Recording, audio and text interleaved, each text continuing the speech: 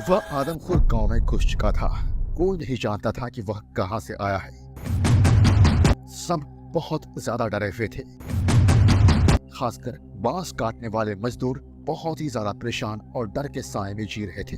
रात को आदमखोर बाघ ने एक मजदूर को उठाकर ले गया था। उसका पीछा करते हुए मैं जैसे ही वहां पहुंचा, मेरे सामने जो नजारा था उसे देखकर मेरे पैरों तले जमीन खिसक गई।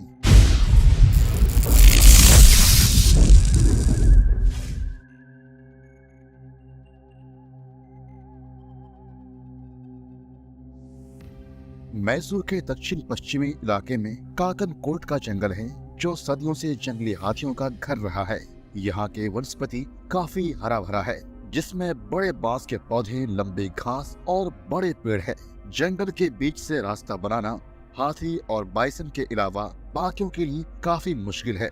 सांबर और बाकी डियर जंगल के उन हिस्सों में रहते हैं जहाँ पेड़ पौधों की आबादी कम होती है। लेकिन जैसे जैसे आप दक्षिण पश्चिमी इलाके में आगे बढ़ते हैं, बारिश और जंगल का घनत्व बढ़ता जाता है और वहाँ हिरन कम हो जाते हैं और हाथियों और बाइसन का कब्जा बढ़ जाता है।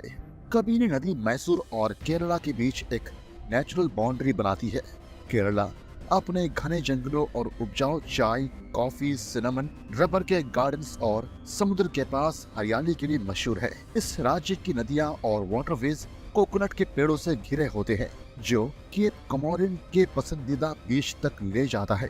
केरला में मानातोडी नाम का एक शहर वेस्टर्न घाट्स पर सिचुएटेड है, जो लगभग 4000 फीट की ऊंचाई पर मौजूद है और यह नॉर्थ वायनाड डिस्ट्रिक्ट का हिस्सा है। यह इलाका दक्षिण वायनाड के साथ जो नीलगिरी माउंटेन्स के पास है, जो ज्यादा बारिश और फर्टिलिटी के लिए जाना जाता है।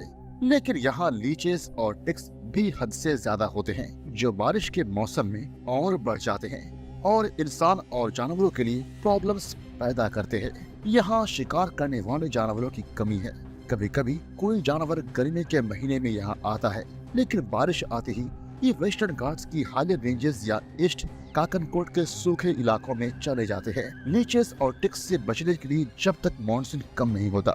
इसीलिए जब एक मुसाफिर काकनकोट से मानातोडी जा रहा था और उस पर एक बाघ ने हमला किया, तो ये एक अजीब घटना थी। इस एरिया में कभी किसी इंसान पर टाइगर ने हमला नहीं किया था। ये घटना जल्द ही बुला दी गई और कई महीने बीत गए।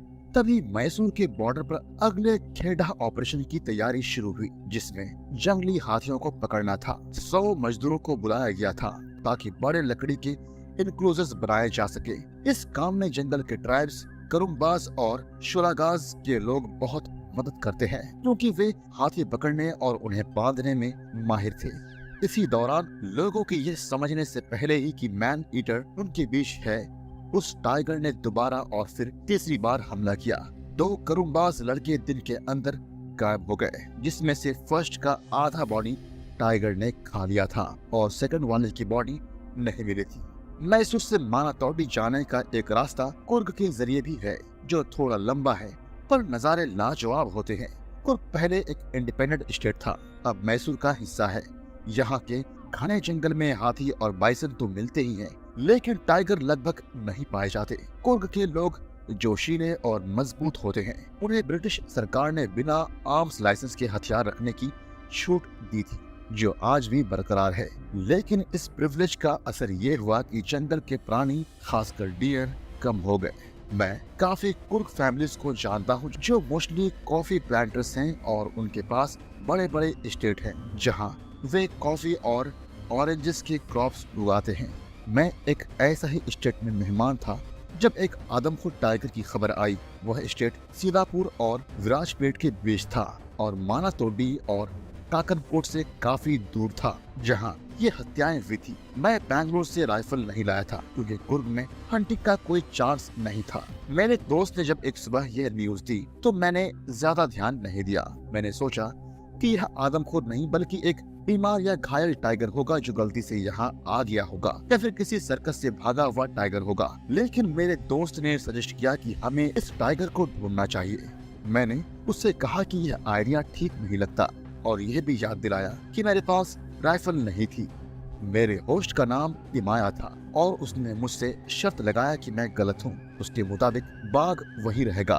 और राइफल की बात करें तो उसके पास 5 राइफल थी जिनमें से मैं चुन सकता था। मैंने उसे याद दिलाया कि ये इलीगल होगा क्योंकि उसकी राइफल अनलाइसेंस्ड थी। कुर्गी होने के नाते उसके लिए अपने अनलाइसेंस्ड हथियार किसी नॉन कुर्गी को देना मना था, और वैसे भी किसी और के हथियार इस्तेमाल करना, चाहे मेरे पास लाइसेंस हो, वह भी इलीगल था।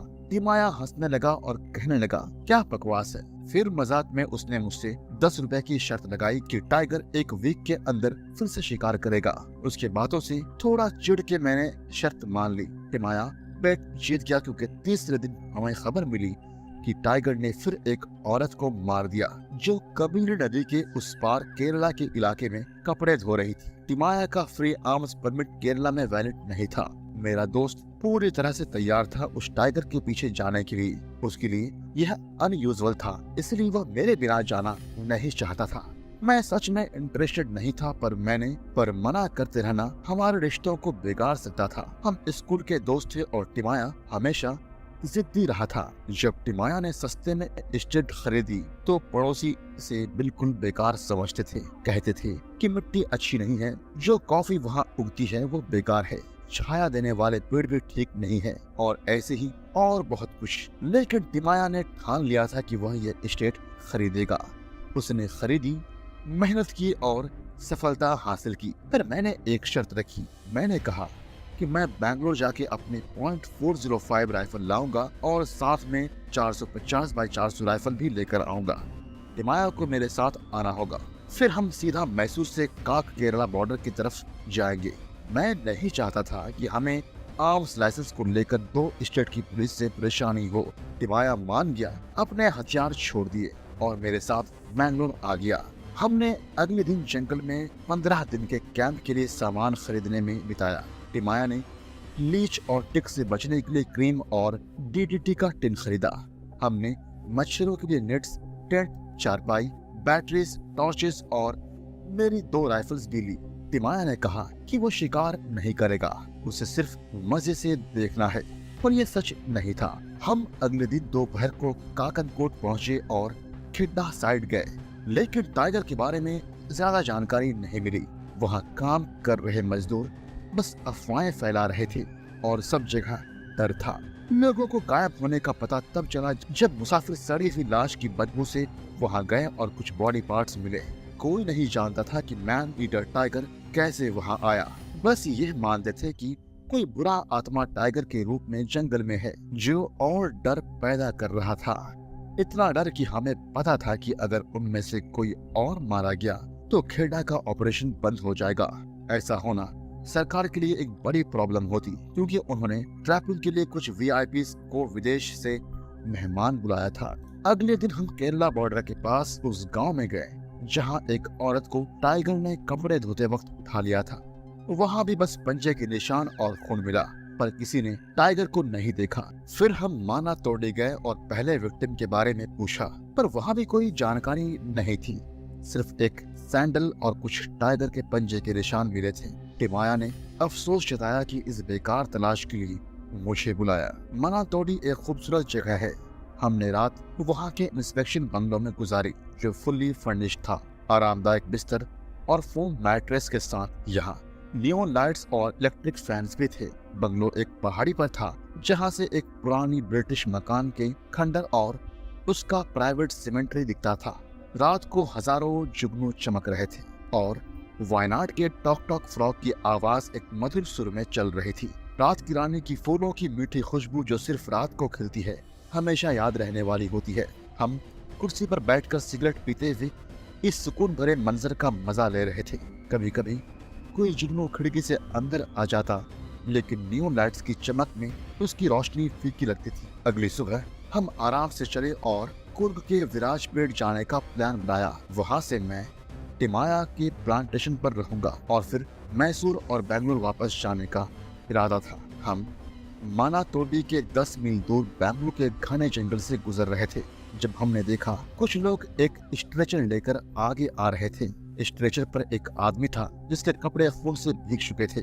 स्ट्रेचर को ढो रहे लोगों ने बताया कि वो बेंगलुरु कटर्स है। सुबह के वक्त बिना किसी वार्निंग के एक टाइगर ने अचानक 2 आदमियों पर हमला किया और एक को कंधे से पकड़कर घसीटने लगा। पर जिस आदमी को टाइगर ने इग्नोर किया था वो उसका बहादुर भाई।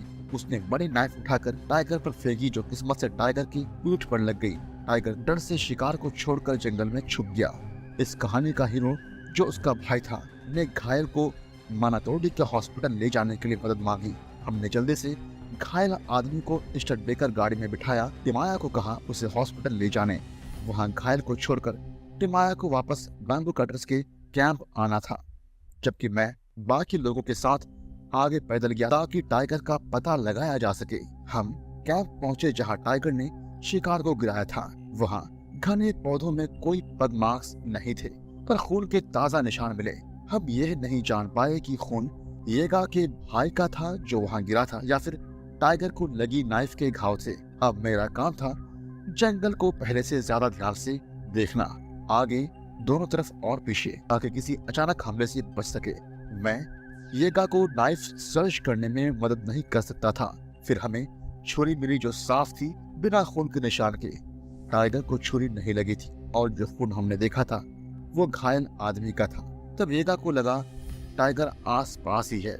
हमने पूरे जंगल में पीछा किया, लेकिन टाइगर का निशान कहीं नहीं मिला। येगा की हिम्मत और लगन बेहतरीन थी। वो हार नहीं मानता था और कहता रहा कि हमें आगे बढ़ते रहना चाहिए। उसकी इस जज्बे से इंस्पायर्ड होकर हमने पूरा दिन पीछा किया। लेमन ग्रास के लंबे पौधों में टाइगर के गुजरने के बाद सब कुछ वापस अपनी जगह पर आ गया, इसीलिए कोई ट्रेस नहीं मिली। पूरा दिन पीछा करने के बाद हमने बाइसन की झुंड और एक जंगली हाथी का परिवार देखा, पर टाइगर नहीं मिला। रात 7:30 बजे हम बैम्बू कटर्स के कैंप वापस पहुंचे। मैं लीच और टिक्स से घिरा था और थक गया था।